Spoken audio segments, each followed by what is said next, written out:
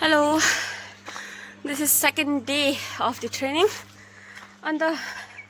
यस्तो बेसी हतार भइरहेछ भने नि आज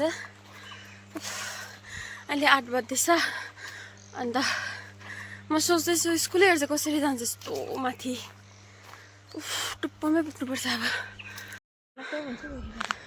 हामी चाहिँ यहाँ पन्जुमा छौँ हो पुग्नु परे चाहिँ त्यो माथिको डाँडा हो त्यो त्यहाँबाट म भिडियो देखाउँछु फेरि ब्याक टु ब्याक क्या चाहिँ यो हो तलनिर थियौँ त्यहाँदेखि चाहिँ हामी चाहिँ यहाँ आइपुगेको छौँ